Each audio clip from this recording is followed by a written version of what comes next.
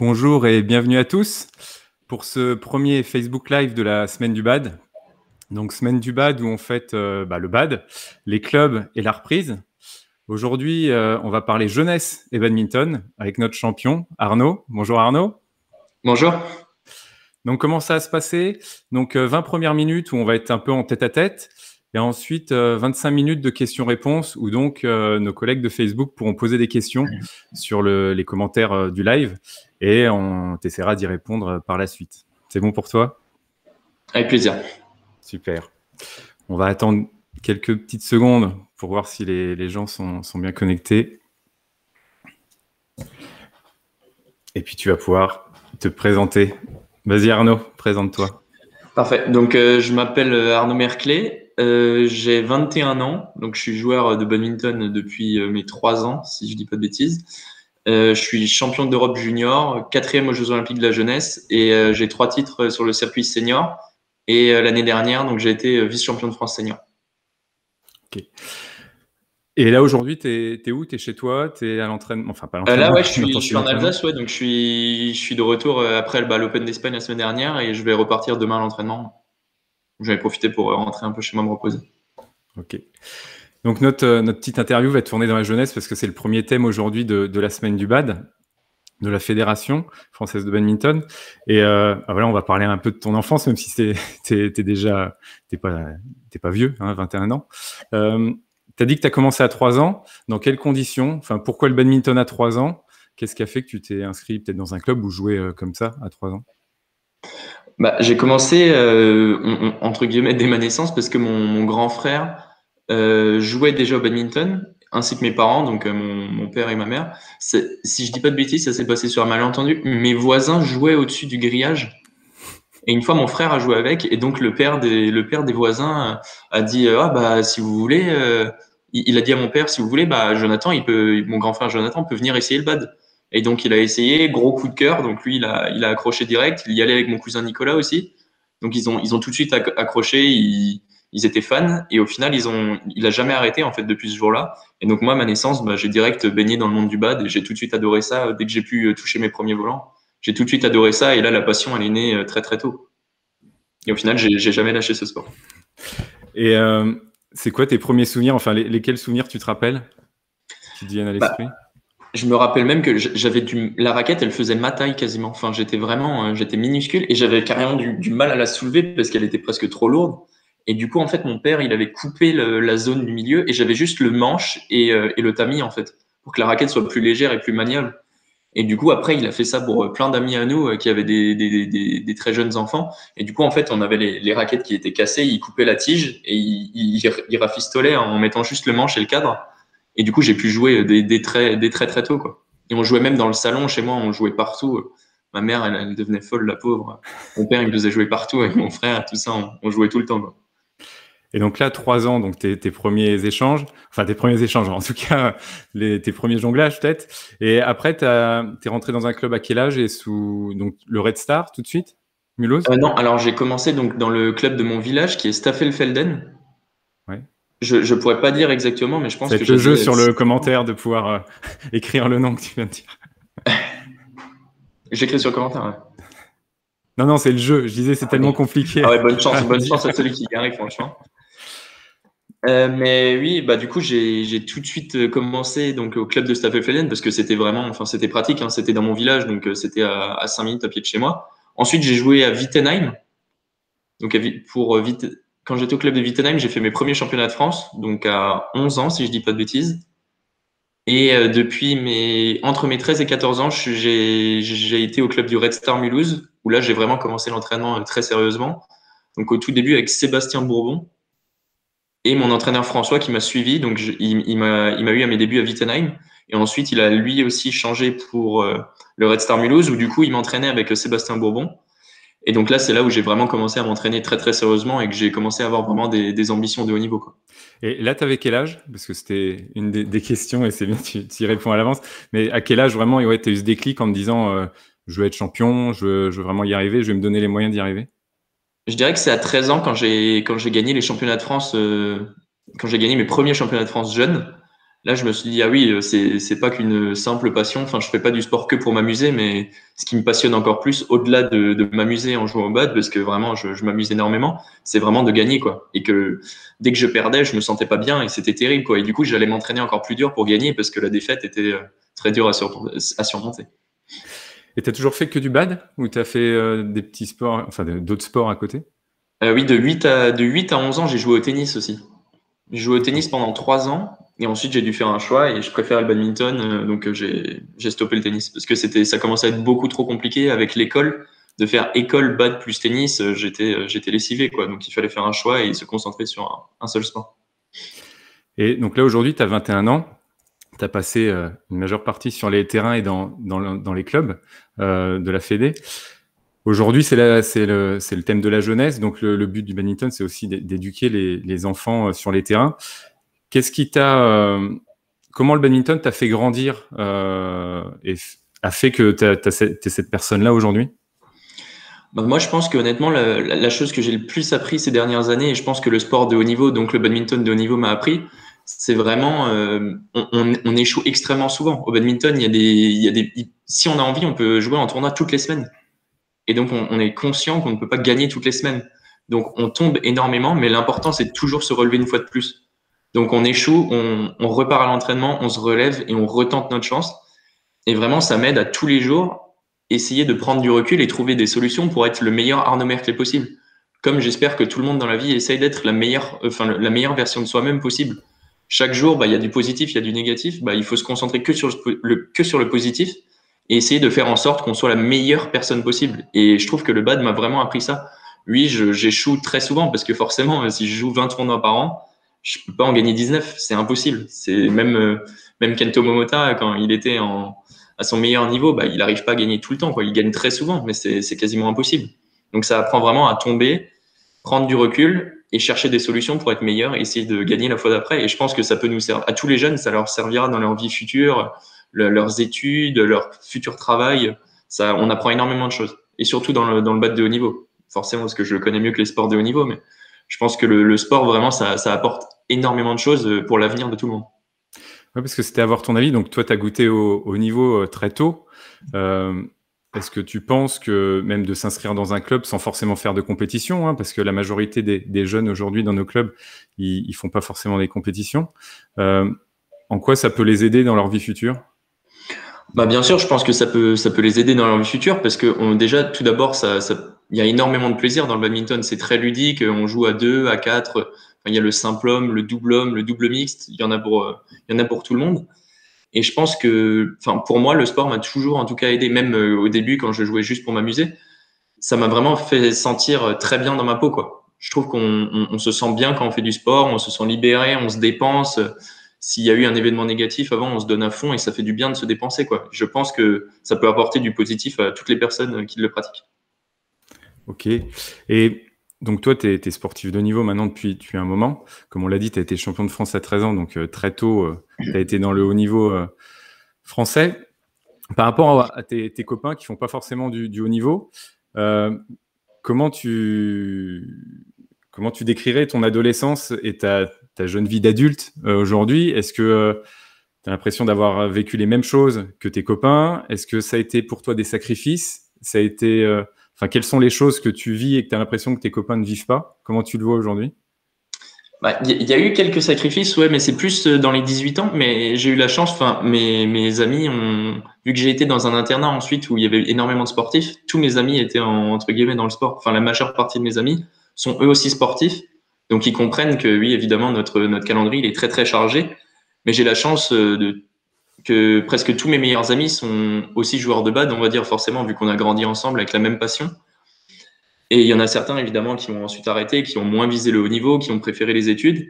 Mais en tout cas, je tiens vraiment à les remercier parce que c'est en partie grâce à eux que j'ai réussi, parce qu'on s'est entraîné toute notre jeunesse à 100% ensemble, on donnait tout, on a fait des stages en Indonésie l'été, et on est encore meilleurs amis maintenant. Certains ont choisi de s'éloigner un peu du badminton pour favoriser les études, ce que je comprends 100%. Moi, j'ai décidé de me lancer à 100% là-dedans parce que j'ai qu'une seule vie et que c'était vraiment ma passion.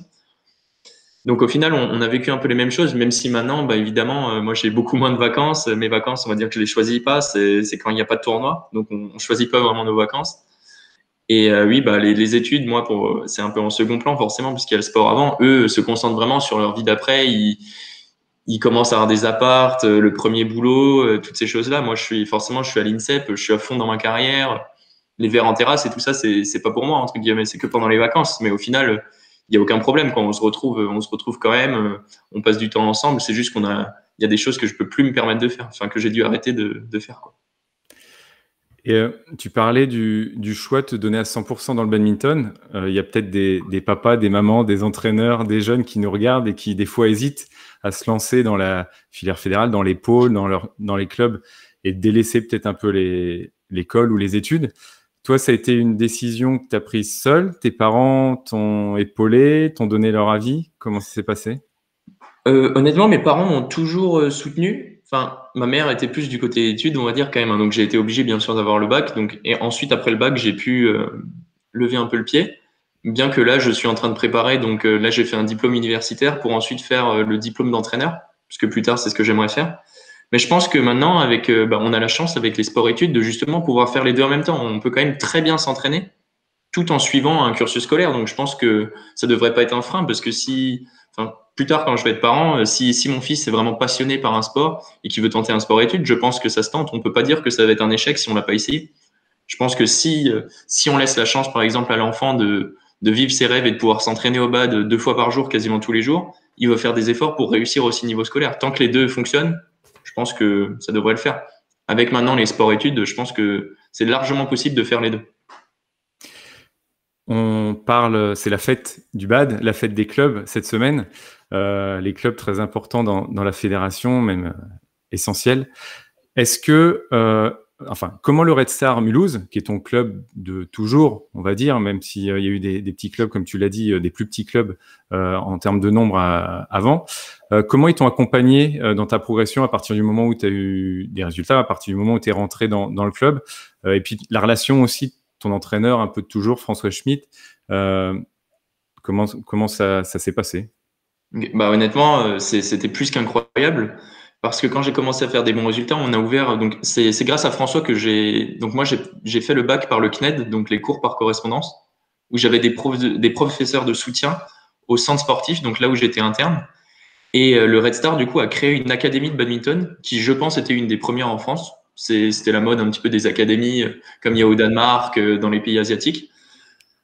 Et donc on a lancé cette académie où j'ai pu m'entraîner tous les matins et tous les soirs. Donc j'ai commencé à m'entraîner 2 fois par jour. C'est là où il y a vraiment eu ce changement. Et le Red Star a vraiment tout fait pour que j'ai les meilleures conditions possibles sur tous les points. Donc c'est-à-dire que mon entraînement était incroyable. Donc j'ai pu m'entraîner beaucoup. Et l'après-midi, j'avais des cours de soutien. Donc ils ont pas laissé tomber le côté scolaire. Donc j'ai vraiment eu le côté sportif, scolaire.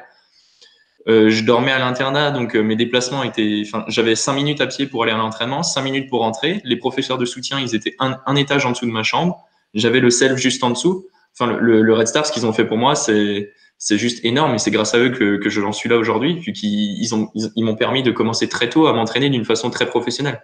Parce qu'on avait aussi un kiné qui nous suivait, donc ça évitait les blessures.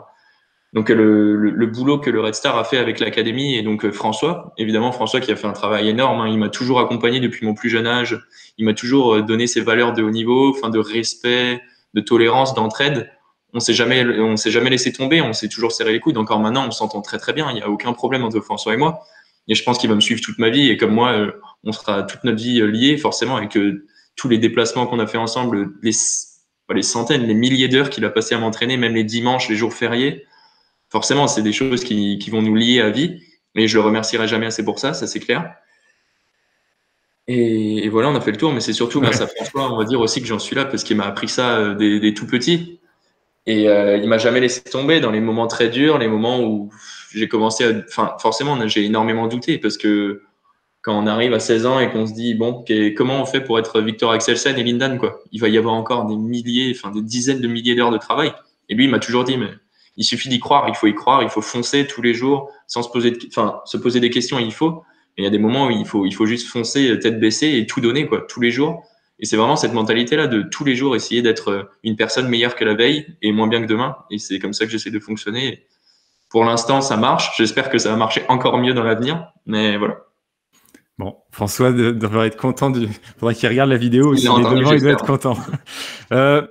Petit message, même si je pose beaucoup de questions, n'hésitez pas à poser vos questions en commentaire du live.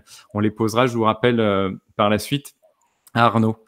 On parlait du Red Star, Mulhouse, où les 2 dernières années, tu entraînais, ou en tout cas, tu filais un coup de main aux entraîneurs sur des stages d'été par rapport à des jeunes licenciés. Donc déjà, bravo pour ton temps et cette initiative.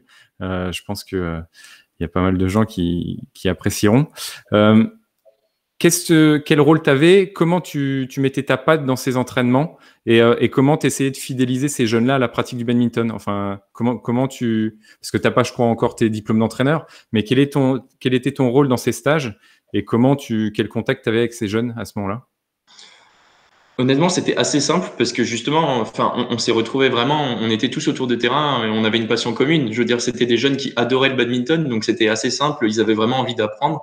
Et forcément, vu qu'ils savaient que j'étais un bon joueur, ils m'écoutaient encore plus, donc c'était vraiment facile de leur transmettre. Et donc, c'était au sein de la structure AB Camps via le Red Star Mulhouse. Mais honnêtement, c'était un super moment parce que moi, plus tard, mon envie, c'est vraiment de retransmettre aux jeunes toutes les choses que j'ai appris.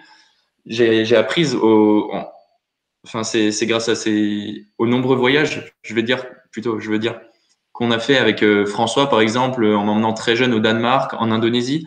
J'ai découvert plein de techniques d'entraînement et je pense que si on l'apporte en France, on pourra encore augmenter le niveau des jeunes dès le plus jeune âge. Et si tous les anciens bons joueurs deviennent entraîneurs, peut-être qu'on pourra encore améliorer le niveau français et ce sera encore mieux forcément pour la reconnaissance de notre sport.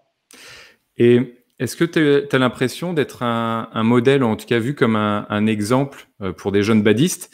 Et si oui, est-ce que ça change ta façon d'être sur le terrain ou en dehors, où tu fais un peu plus attention en disant ah bah tiens, il y a des jeunes qui me prennent un peu comme modèle, faut que je fasse attention à ça, ou ouais, comme je disais, que ça soit sur le terrain ou en dehors?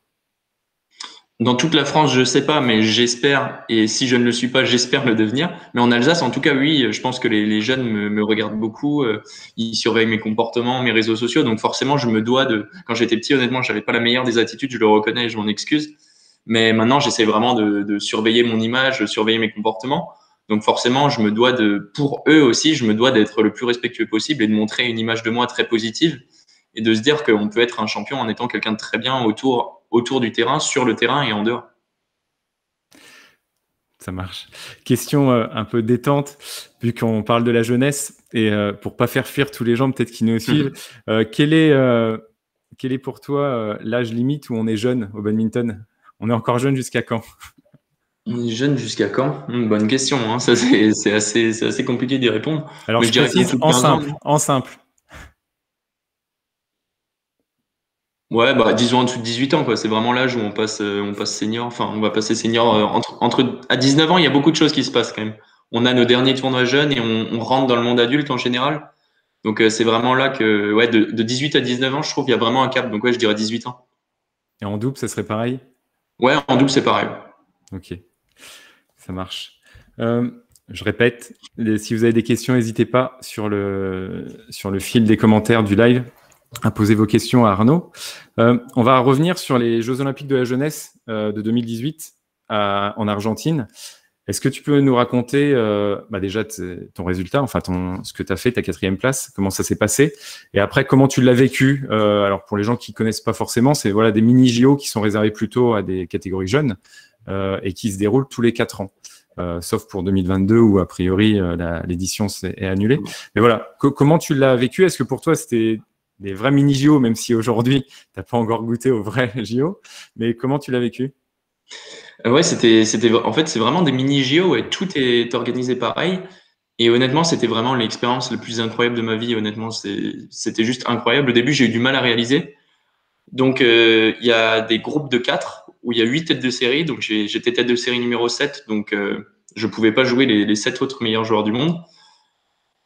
Donc, je suis sorti de poule. Donc, en quart de finale contre Kunlavut, le Thaïlandais qui était double champion du monde déjà, double champion du monde junior et qui avait gagné tous les tournois de l'année. Donc, il n'avait pas perdu un match il avait gagné 7 tournois d'affilée, si je dis pas de bêtises. Et du coup, j'ai Ouais. gagné contre lui en quart de finale et je pense que c'était un des meilleurs matchs de ma jeune carrière. Donc, c'était juste incroyable.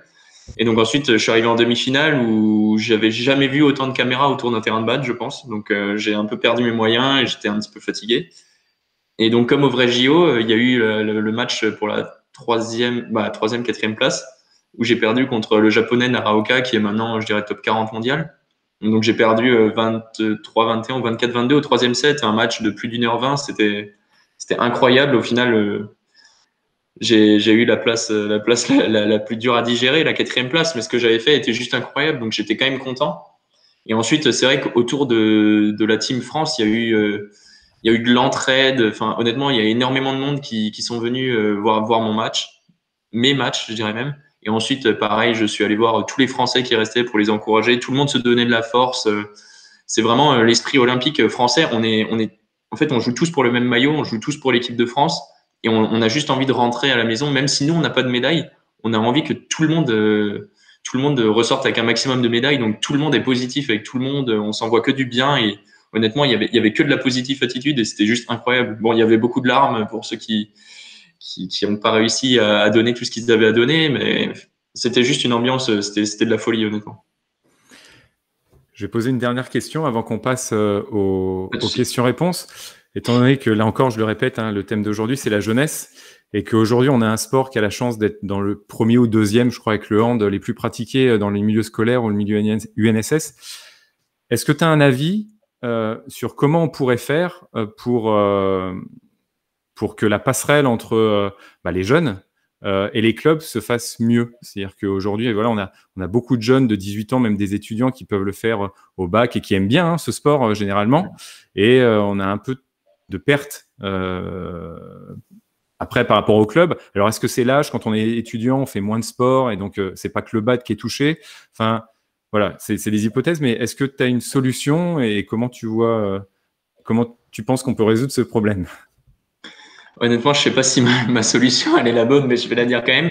En France, quand je compare à tous mes amis sur le circuit international, on a énormément école comparé aux autres pays. Par exemple, au Danemark, les jeunes peuvent s'entraîner le matin et en fin d'après-midi. Donc très tôt, ils commencent à s'entraîner plusieurs fois et ils ont plus de temps libre en fait pour faire leur passion, que ce soit de l'art, jouer à d'autres sports que le badminton. Mais je trouve qu'en France, par exemple, moi j'ai arrêté justement au bac parce que oui, aller à l'école de 8h à midi et de 14h à 18h, puis le soir aller au bad, c'est très compliqué. Et je comprends qu'un étudiant, par exemple en médecine ou enfin peu importe dans quelles études, quand il se donne à fond pour étudier, je pense que le soir, c'est très compliqué de se dire, bon, allez, je vais jouer au bad ce soir, sauf pour ceux qui sont vraiment passionnés.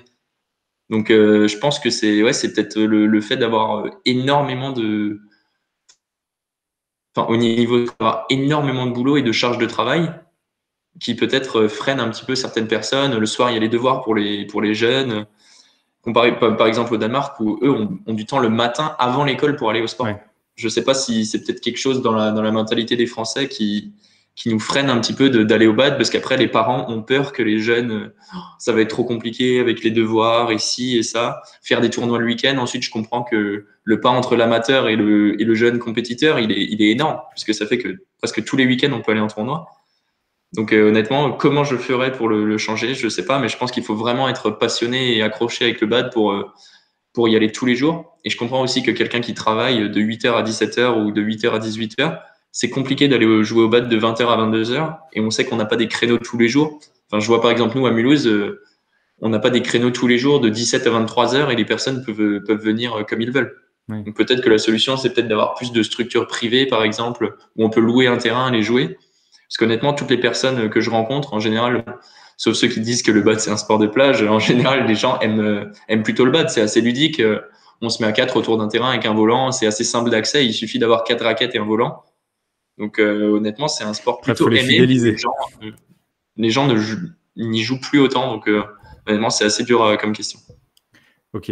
Mais merci d'y avoir répondu parce que c'est pas ton créneau, Arnaud. Merci beaucoup. On va passer aux questions. Où là, on va, a priori, vu les questions, on va plutôt parler de terrain. Quelle émotion tu as ressenti quand tu as été appelé à jouer contre Lindan au Swiss Open? Alors ça c'était incroyable. Alors pour être exact, le matin, C'était un mardi matin, je m'en souviens très bien forcément. Donc le mardi matin, ça rime avec physique. Donc à l'académie à Mulhouse, c'était séance de physique pas possible. Et donc je n'étais pas repêché pour jouer au Swiss Open. Je ne savais pas que j'allais jouer. Donc il y a eu séance physique pas possible. J'ai dû terminer à midi et quart. J'ai mangé à midi et demi et à 13h15, j'avais cours de soutien pendant 2h30. Et donc là, il restait 5 minutes du cours de soutien. Je reçois un coup de téléphone. Arnaud, est-ce que tu peux aller au Swiss Open ce soir? Je dis, bah, c'est à une demi-heure de chez moi, donc il n'y a aucun souci, je peux y être. Il dit, ok, bah, tu vas jouer au Swiss Open ce soir.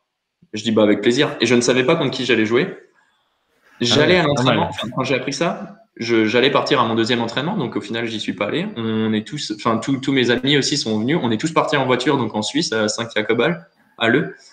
On y est tous allés, et dans la voiture, il y a donc un de mes meilleurs amis, si je dis pas de bêtises, donc Maxime Ziegler, qui réactualise la page de Tournament Software, et il me dit, mais tu vas pas me croire. Je dis, qu'est-ce qui se passe? Je compte qui? Enfin, je pensais peut-être que j'avais un tableau avec un peu de chance, ou j'avais peut-être un premier tour, un premier tour abordable. Il fait, non, c'est dingue ce qui se passe.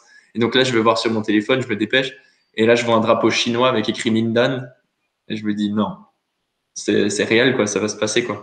Et du coup, le soir même, j'ai joué contre Lindan, et c'était incroyable, honnêtement. C'était une belle En leçon. tout cas, Enfin, c'est bien raconté. On a l'impression d'y être. En fait, ouais, franchement, c'était tu incroyable et racontes c'était bien. très drôle parce que je m'y attendais vraiment pas. En plus, bon, le pauvre joueur qui devait l'affronter, il était à la salle et il s'est fait une entorse en sortant de la salle d'entraînement, je crois. Il montait les escaliers, il s'est tordu la cheville.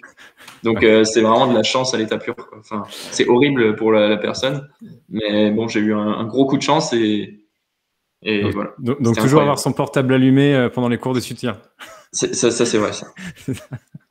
Même si c'est pas conseillé pour le côté scolaire. Euh, on va rappeler le nom de ton entraîneur. Est-ce que tu peux le dire, parce que peut-être je le dis mal, le nom François entier. Schmidbago. Voilà, où on lui dit un grand bonjour. Côté sportif, quels sont tes objectifs dans les années à venir?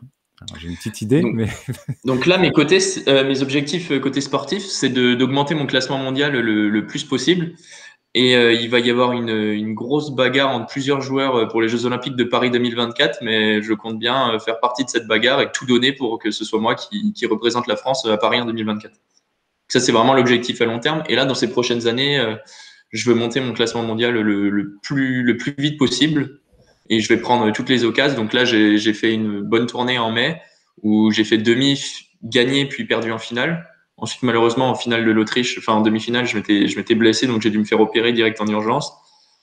Donc c'était des résultats plutôt positifs avec des victoires sur top 50, 70 mondiaux. Donc c'était vraiment positif. Et maintenant, je vais tout faire pour que mon classement monte le plus vite possible et du coup augmenter, jouer en Super 100, Super 300 et essayer de faire des gros résultats dans ces tournois. alors une question qui est un peu liée, parce que là tu parles d'objectifs, d'atteindre Oui. des top Des paliers, 40, en des top, quelque voilà, sorte. des paliers exactement. Quel était ton rêve quand tu étais petit et est-ce que tu les as réalisés? Parce qu'en gros, ça veut un peu dire, est-ce que tu as eu des rêves et tu les réajustes à chaque fois, enfin quand tu les as atteints, ou le rêve ultime, dès le début, il est très haut, il reste encore d'actualité? Bah, je sais pas quand vraiment, mais en fait, mon objectif, c'était vraiment d'être, enfin, une légende du bad, quoi. Comme par exemple, moi, quand je regarde Lindan, Lee Chong-wei, Peter Gade, Tofik Hidayat, maintenant Axel Sen, Momota, je me dis juste, c'est incroyable ce qu'ils font. Enfin, d'un côté sportif, d'un côté humain, c'est juste incroyable ce qu'ils font pour le monde du bad. Et j'espère vraiment devenir une légende pareille, même si c'est un peu prétentieux, pour vraiment lancer le badminton français, histoire que le bad soit vraiment respecté au niveau français, qu'on soit pas vu comme un sport de plage et qu'on soit vraiment à côté du tennis, du foot et qu'on ait des grands champions français. Si c'est pas moi, ce sera quelqu'un d'autre, mais j'espère vraiment qu'on va faire en sorte que notre sport soit un peu mieux reconnu parce qu'il est très très compliqué d'un point de vue physique. Enfin, il faut être très fort physiquement, techniquement, il faut être très agile. Mentalement, il faut juste être extrêmement fort parce qu'on a des tournois toutes les semaines, donc on échoue très souvent. Il faut se relever, retourner au combat, retourner à l'entraînement. Et donc honnêtement, ça donne plein de valeurs et je pense que nous les joueurs de bad professionnels, ça nous améliore en tant qu'être humain, en tant qu'homme, hommes et femmes. Et je pense que dans la société, plus tard, ça va nous servir dans nos boulots à tous. Donc honnêtement, j'espère vraiment qu'on va avoir un maximum de Français au top niveau mondial et j'espère que je vais en faire partie. Oui, parce qu'on entend dans ton discours qu'il y a une véritable envie de promouvoir le bad. Enfin, c'est pas être que simplement sportive de haut niveau, peut-être qualifiée aux prochains Jeux, etc.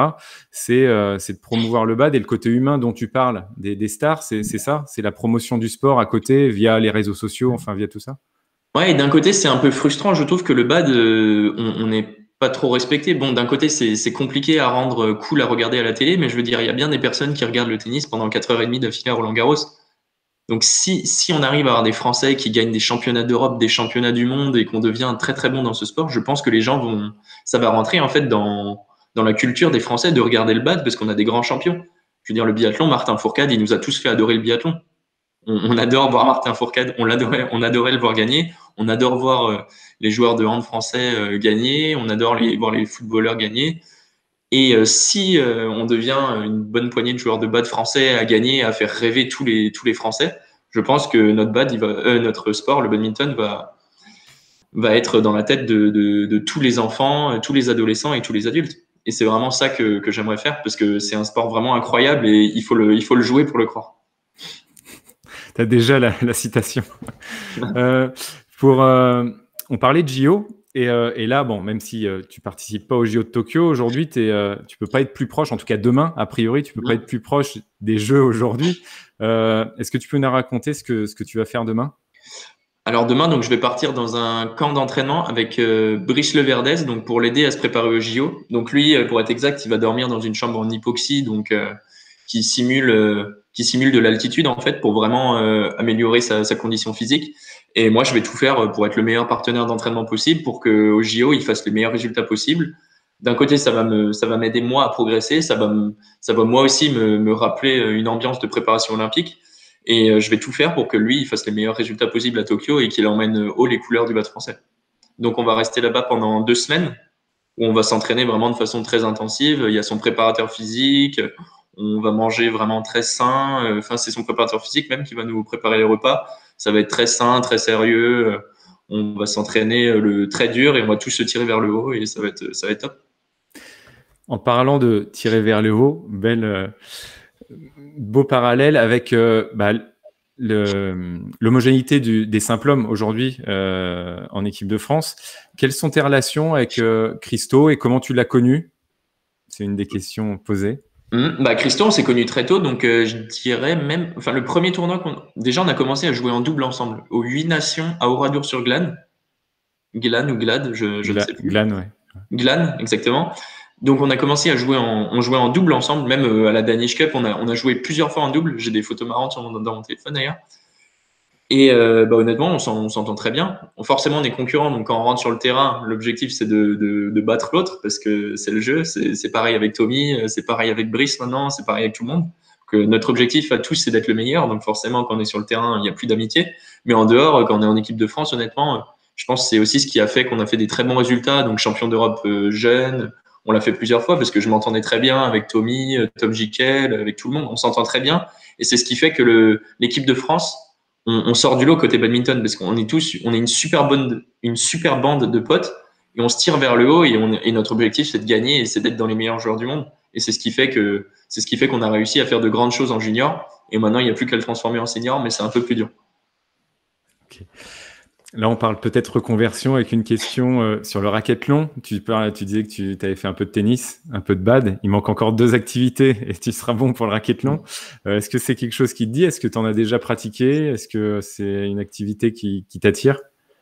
J'en ai pas encore pratiqué, mais avec grand plaisir. J'avais parlé justement avec la personne du Racquethlon France, et c'est avec grand plaisir. J'adore le tennis de table et j'adore le squash aussi, donc il y a aucun problème. J'espère que je vais pouvoir y participer bientôt. Mais après, avec le calendrier qu'on a en ce moment, donc là, avec le Covid, je l'espère qui a dû passer. J'espère qu'on va pouvoir avoir tous les tournois, qu'il y aura plus d'annulation. Il y aura plus d'annulation 1 semaine ou 2 semaines avant les tournois. Donc malheureusement, avec le calendrier un petit peu chargé qu'on a, c'est assez compliqué, mais au premier week-end de libre où je peux faire un racquethlon, c'est avec grand plaisir. Ça marche. Question plus technique sur le terrain. Aujourd'hui, là, tu as 21 ans. Avec en ligne de mire, je suppose, Paris 2024, comme tous les joueurs qu'on a cités tout à l'heure. Quels sont les secteurs du jeu dans lesquels tu penses que tu dois le plus progresser? Je dirais que je suis assez bon en attaque-défense. Donc, par exemple, quand je suis vraiment en défense et vraiment en attaque, je suis assez bon. Et justement, c'est la transaction entre les deux. Mon jeu au filet aussi, où je peux vraiment progresser. Donc, je prends des bons fils. Je suis précis au filet, mais je manque d'agressivité ensuite et de confiance dans ce jeu-là. Je suis en train de donner tous mes points faibles à mes adversaires. C'est pas top ce que je fais, hein. Et dans le petit jeu, donc ce qu'on appelle le petit jeu, c'est le côté vraiment défi au service, au retour, chercher des zones compliquées pour embêter les adversaires. Donc, analyser mes adversaires. Bon, lui, il aime pas retourner en revers. Il faut que je serve un max dans son revers en côté pair, côté impair. Enfin, il y a toute cette bataille tactique où je dois vraiment m'améliorer. Et le côté physique aussi, je pense. Vraiment, il me manque un petit peu de bagage physique parce que j'ai beaucoup grandi en hauteur, donc 1m91. Et du coup, il faut maintenant faire grandir un petit peu les cuisses, quoi. T'as pas eu mal au genou? Parce que quand on grandit vite, quand on est jeune. Non, non, non, honnêtement, ça va. J'ai eu mal pendant 3-4 mois et j'ai très vite été bien suivi par les médecins et j'ai eu aucun problème. Ouais. J'ai souffert un petit peu pendant 3 mois, mais c'était léger. Ok. Toujours sur le terrain, en interclub, tu jouais pas mal en mixte et tu avais des bons résultats en mixte. Est-ce que comme Brice ou les frères Popov, tu penses faire du mixte ou voire du double, peut-être pour compléter un peu ton jeu de simple? En interclub, c'est vraiment top et je fais ça pour dépanner le club. Enfin, je fais ce que le club me demande de faire parce que j'ai entière confiance en eux et en François. Mais d'un côté, Tom et Delphine, ils font des bons résultats en ce moment. Ce serait dommage que j'aille jouer en mixte et que je casse leur confiance, quoi. Ils se préparent pour les JO quand même. C'est pas le moment. Non, mais plus sérieusement, honnêtement, pour l'instant, j'y ai pas pensé parce que je prends plus, enfin, j'avoue que je prends beaucoup plus de plaisir à jouer en simple. Mais pourquoi pas plus tard jouer en double et mixte. Mais là, je suis tellement à fond dans mon projet en simple homme que pour l'instant, j'y ai pas pensé. Ça m'amuse beaucoup d'y jouer en interclub, mais pour l'instant, enfin, c'est très compliqué de faire le simple ou double ou mixte en même temps. C'est assez compliqué. Donc, les frères Popov le font, c'est incroyable parce que physiquement, ça doit leur coûter beaucoup d'énergie. Enfin, ça doit être assez dur. Mais pour l'instant, pour moi, c'est pas prévu. Mais pourquoi pas plus tard? Pourquoi pas? Et tu ressens pas un besoin technique, enfin Non, pas vraiment. Je trouve déjà que le mixte ressemble plus, parce que ressemble plus au simple. On dit souvent que les joueurs de simple sont des bons joueurs de mixte, même s'ils ils n'y jouent pas forcément. Je pense qu'en double, c'est un peu plus dur, parce que la qualité de service-retour des grands joueurs de double, à mon avis, c'est très très compliqué à acquérir. Il faut en faire tous les jours, tous les jours. Et c'est très demandant de s'entraîner en simple. Donc si en plus à côté on s'entraîne en ouais. double, je pense que le coût énergétique, il est injouable. Donc, j'en reçois pas le besoin, mais à l'INSEP, on s'entraîne de temps en temps avec les joueurs de double, de mixte. Et honnêtement, c'est vraiment top. C'est des bonnes séances. Il y a énormément de vitesse, énormément d'intensité. On se tire tous vers le haut et c'est plutôt intéressant. Ok, Je pense que les joueurs de simple ont à apprendre des joueurs de double et mixte et les joueurs de double et mixte ont à apprendre des joueurs de simple. Donc, ça tire tout le monde vers le haut et c'est top. ça marche. Quel était ton joueur préféré quand tu étais petit?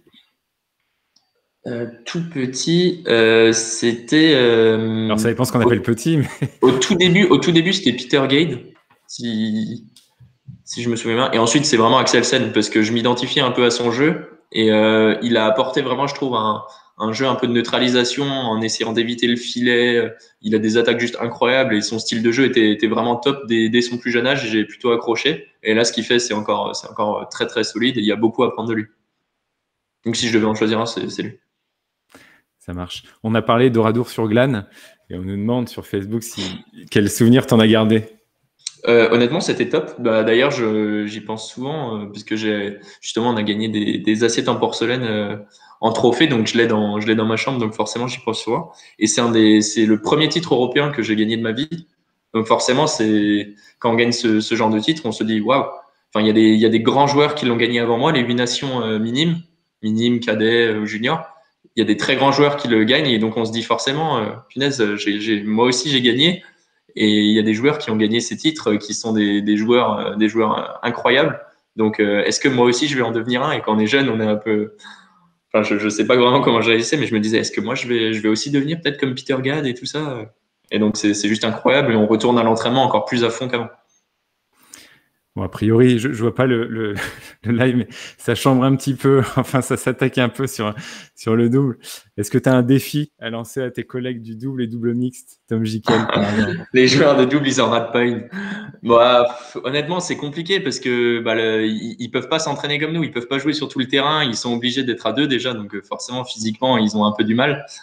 Mais bon, enfin ils le savent, hein, ils se reconnaîtront, je pense, les joueurs de double. Mais je suis ouvert à tout challenge, je les laisse décider. Mais bizarrement, on joue plus nous dans leur jeu et eux jouent jamais sur le grand terrain, bizarrement. Donc c'est un peu compliqué. Forcément, ils vont dire oui en double, en double. Mais en simple, s'il y en a un qui me bat, bonne chance. C'est avec plaisir que je les accepte tous. Ok. Quelle relation tu as gardé avec les joueurs du Red Star Mulhouse, enfin tes copains que tu avais à Mulhouse en partant à l'INSEP? Est-ce que c'est compliqué de garder des relations? Est-ce que tu les vois souvent? T'en as besoin dans ton équilibre? Tu rentres souvent les week-ends quand tu peux? Comment ça se passe? Alors malheureusement, avec le Covid, forcément, on se voit un peu moins parce que il y a moins de créneaux et il y a que les joueurs listés qui ont pu s'entraîner, donc on se voit un petit peu moins. Mais maintenant que tout a réouvert, on va se revoir très très vite quand je vais rentrer. Et honnêtement, c'est comme ma famille parce qu'on s'est entraîné ensemble. Enfin, on a commencé à s'entraîner, du coup, comme je l'ai dit, quand je suis rentré à Mulhouse à 13 ans. De 13 à 19 ans, on s'est entraîné tous les jours, presque. Enfin, on s'est entraîné 6-7 ans ensemble, quasiment tous les jours, à dépasser nos limites, à tous se tirer vers le haut. On est parti au Danemark ensemble, on est parti plusieurs fois en Indonésie. Donc, moi, je les considère comme ma famille et la plupart, c'est grâce à eux, que j'en suis là aujourd'hui. Donc, je les remercierai jamais assez. Et dès que je peux, j'essaye de rentrer à Mulhouse, d'aller jouer avec eux. Ensuite, on va manger ensemble. Enfin, on fait tout ensemble, quoi. C'est vraiment, c'est des très bons amis à cause du bad, mais en dehors du bad, c'est aussi mes amis, quoi. Je pense que c'est des amis pour la vie et voilà, honnêtement, c'est incroyable et c'est pour ça que pour moi, jouer pour le Red Star Mulhouse, c'est un des plus grands plaisirs parce que forcément, je joue pour un club que je considère énormément de personnes de ce club comme ma famille, donc c'est un grand plaisir. Bon, à l'époque où il n'y avait pas le Covid, hein, de voir les gradins plein de personnes qu'on aime, forcément, c'est incroyable et ça donne envie de se donner encore plus à fond et c'est juste incroyable. Et on me demande quel est le plus chambreur de la bande de Mulhouse. Quel est le plus chambreur de la bande? C'est Tom qui pose la question, je suppose. Je sais pas. Il a la réponse, c'est Tom. Évidemment que c'est Tom. Ok. Est-ce que là, on est dans une semaine où le but, c'est de fêter le bad, fêter les clubs, fêter la reprise. Est-ce que, enfin voilà, à 21 ans, je pense que les gens qui nous écoutent et qui te voient sont peut-être impressionnés par la maturité que tu as sur ta pratique, sur le bad. Est-ce que tu aurais des idées un petit peu pour développer encore plus, promouvoir encore plus notre sport, que ce soit en tant que sportif de haut niveau ou en tant que joueur, loisir ou de compétition? J'avoue que moi, à Mulhouse, il y a un endroit où je m'entraîne assez souvent, donc le Squash 3000, où de temps en temps, ils nous dépannent au niveau de la salle parce que c'est des terrains qu'on peut avoir à la location. Et il y a pas mal d'entreprises qui louent des terrains de bad le midi et qui jouent le midi pendant leur pause. Et honnêtement, ça, c'est quelque chose que j'ai vraiment adoré comme concept. Donc, c'était une banque, si je dis pas de bêtises, mais peu importe. Donc, pourquoi pas apporter, du coup, le bad en entreprise parce que c'est assez facile d'accès, c'est super sympa. On loue 4 terrains pendant 2 heures et pourquoi pas une fois un créneau sur une entreprise, 1 heure et demie par semaine, tout le monde se retrouve, ils vont faire un petit pad, essayer de vraiment, enfin, il y a ce côté convivial et dépassement. Donc, on brûle un paquet de calories et en même temps, on s'amuse énormément. Donc, on ne voit pas vraiment les calories se brûler parce que c'est pas de la souffrance.